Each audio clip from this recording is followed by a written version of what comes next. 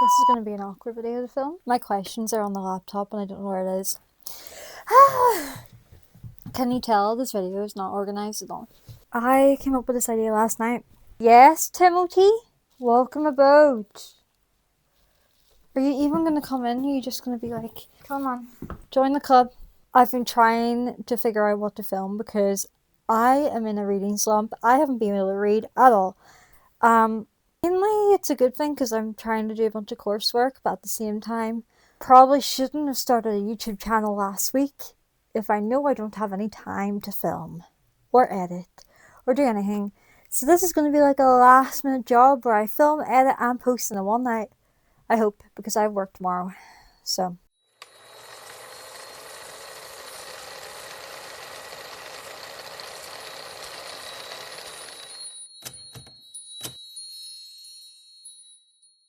I'm going to film the reading journey tag. Never heard of it, don't know who invented it. Apparently people have like twisted it and added it and done their own thing with it for a while now. I thought it'd be nice to do it now that, for one, can't do a reading vlog when I'm not reading, and two, I've restarted this channel. I've changed. I done like a meet me tag back whenever I first started this channel. I feel like I have changed, like things happen in your life, you change. I think whenever I first started this channel, I don't think I really had left school for that long, and I'm working. I wasn't actually doing much other than just studying. I was doing my level 3 and I doing my level 5 in childcare. So it's been a long time, basically. I have 10 questions from ChatGPT because I needed inspiration. Yes, Thomas. Would you like to interrupt or break anything more? What? Trying to film with cats. So, number 1. When did I first get into books? It's been a long journey. First, whenever I was little, I used to love like stationery, books, like anything like pens, journals, books. I used to love going into Eason's just to look at whatever book sparkled the most. Buy it, never read it. There is one picture of me in the deep, dark depths of our family albums of me with about 15 Barbie books circled in a semicircle around me while I just sat and admired them. Not one was read. I don't even think I opened the pages. Admiring was where it started. Then I hated books. I was put in the special reading groups at school where we needed extra help. There were 3 of us in my class. We had to go out and do sessions. Secondary school was worse. Tried to read, hated it. I think I read 2 books a year and they were for my English class. So it took a really long time. And then COVID hit. It was when COVID hit that I really tried to read. Obviously, none of us had anything to do. And I started buying books. BookTok really started to hit back then in COVID too. That's really when I seen all like the different romance books, different horror books like Junji Ito. And yeah, like I really got into reading. I do remember my first book was The Bane Chronicles by Sandra Clare because I was watching Shadowhunters for the first time and I'd finished it and I loved it. Seen one of my friends reading it right before we had to leave school for COVID, and that's really when I started. Question 2, what was I like as a reader when I was younger? We kind of already touched base on this, but I hated it. I hated nothing more than trying to force myself to read a book for school, but I loved buying them to look through. I remember I was so proud whenever I was probably about 8. I read my first ever Dork Diaries book from start to finish. I was never so proud that I read a whole book. And I remember those books, like they were like the love of my life along with the fairy books. Loved them. They were like my go-tos as a kid. Dork Diaries and the fairies. And I think I only read one of each. Even though I had like loads, like my poor parents' money must have just felt like it was blowing away in the wind. Question 3, did I ever fall out of reading and what happened? I said I really got into reading during COVID, loved it for a long time. Like, I mean, as I said, started this YouTube channel, read a bunch. It was my coping mechanism for a really long time. And then as life happens, I got real focused.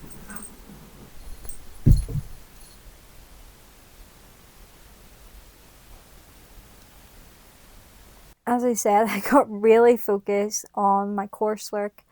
I was struggling with my mental health a lot, like a lot was going on, and I just stopped reading for a while. Had a massive reading slump, couldn't read. Slowly got back into it. I was reading like short romances on my Kindle to get me through a lot of stuff, like whenever my cat passed away. I think I read a whole series. Guys, please. Oh my god, they're killing each other over there. As I said, when my last cat, this little boy, right here passed away, I think I read like a whole series of like 12 in a day. They were really like quick Kindle comforts for me.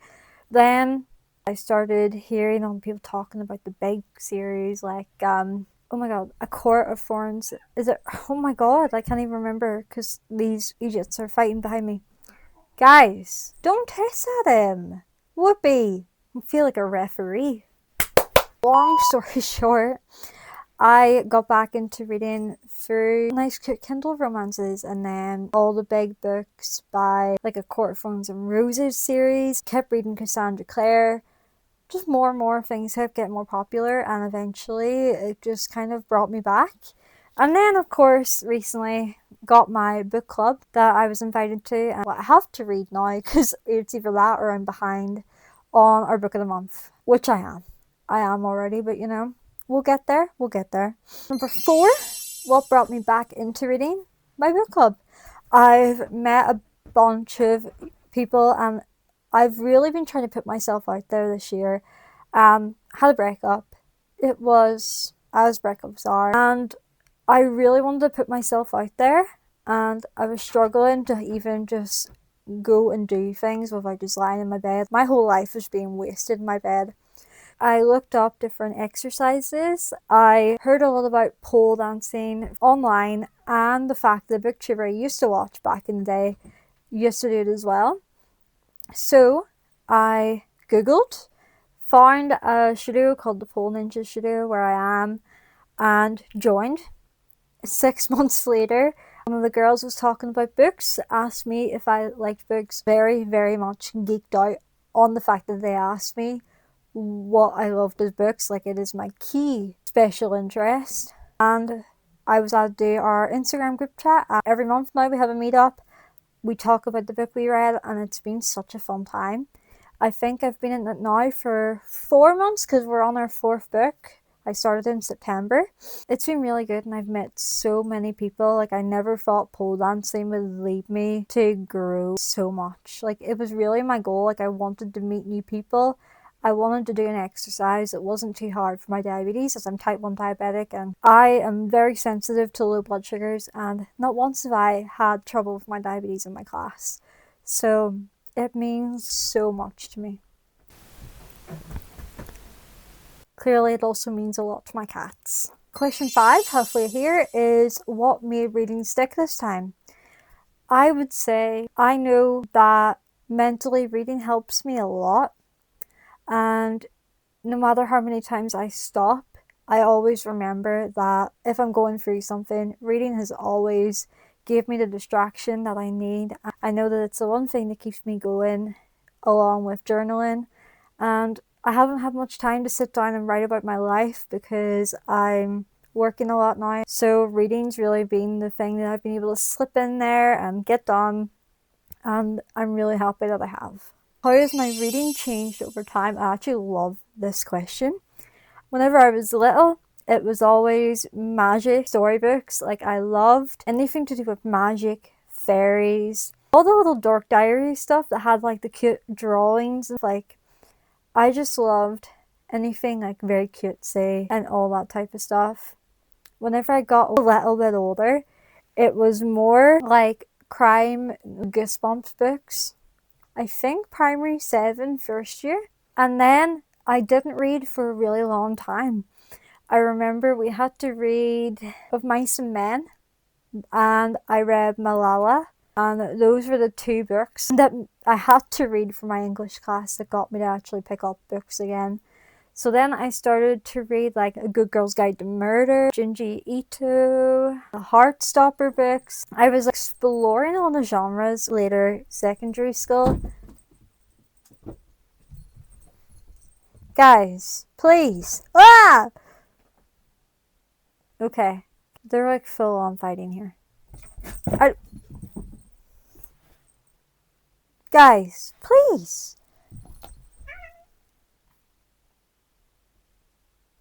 I don't know if you...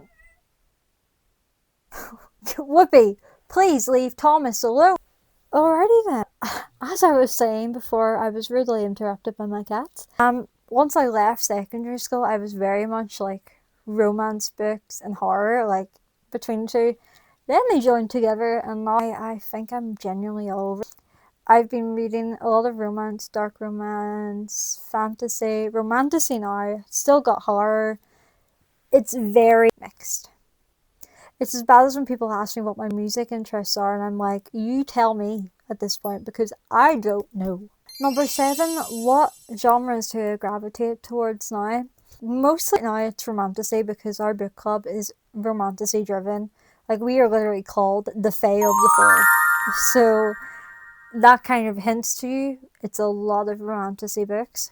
But I also go towards more romance on its own, a lot of white shoes. But I also like a good horror, as I said, Junji Ito, Stephen King, different ones like that, even though I love short books and none of the books I end up loving are short books. Question number... Oh my god. Come here, little princess. Oh my god. Question number 8 is what kind of reader am I now? I am going to take this question as in what type of books, like paperback, hardback, Audible, Kindle. And I would say that I'm like a mixture. I try and read my paperbacks and my hardbacks, but that's really whenever I'm trying to read what's on my shelves because my TBR is getting longer and longer as the time goes by. But if I'm struggling with reading, Audible is always my go-to because I can do a few chapters before I go to sleep. I can just be kind of like zoning out, listen to the book. Doesn't take as much focus for me, and I really like that whenever I need to get books read. And then Kindles are mainly for my romances that I just want to be able to download. Like, even though I know now that I still have a lot of books to read, I have my Christmas book I'm behind on, my book club book I'm behind on, but I still seen this romance a few days ago on TikTok, and now I really just want to read that quickly on my Kindle.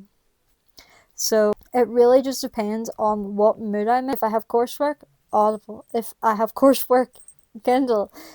If I actually could not be bothered to do my coursework, paperback. And if I couldn't be bothered like I am right now, nothing, because I'm reading nothing. Number 9, what does reading mean to me now? Reading means the community. I have found, like, honestly, reading used to mean to me comfort whenever I'm having my dark days, and still does. Whenever I'm alone and I just can curl up and read a book, but it also now has the community side where I get to meet so many new people, and that's the main point of this. I'm glad that I've started this. I really would like to build my own little community just away from this chaotic life and find my own little book for each community for all my socials. My cat is kicking my other cat in the head. You good? I'm never filming here ever again. Lastly, question number 10. What advice would I give to somebody who's trying to get back into reading?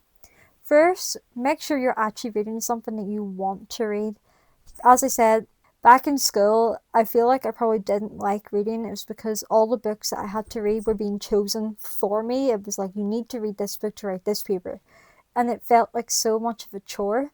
Do it because you want to and you know that you'll like the book. But also give books a chance. Don't read one chapter and be like, oh, this is so shit, like I'm not reading it. Give it a few chapters before that I'm like, chapter 1, this is shit. If you get an hour and you don't like it, don't force yourself. Just do what you like to do and don't make yourself. That's really the main point. So that is these 11 questions done. These cats are gonna drive me My cats are going to drive me insane. We have one now standing at the door wanting to run away, while the other thinks the other one is still under a carpet and is about to attack. I hope you enjoyed this video. Like, I know my main type of videos that I like to do are going to be my reading vlogs, because it's not me just sitting around. It's my life, and I love editing. So I like to make everything very aesthetic and pretty and stuff like that. And with these videos, you don't really get much of a chance to like put little clips in, but I'll try. I'm going to try my best anyway. But thank you so much for watching. She's biting me. Come on, show everybody your pretty face. This is Whoopi. I'm trying to like show you her, but she's gonna bite me. Her and my cat do get along, I promise. Thank you so much for watching this video. It's been a long day. It's been a long week. I hope you enjoyed this, even though it's not very action-packed. Bye! Whoopi, please.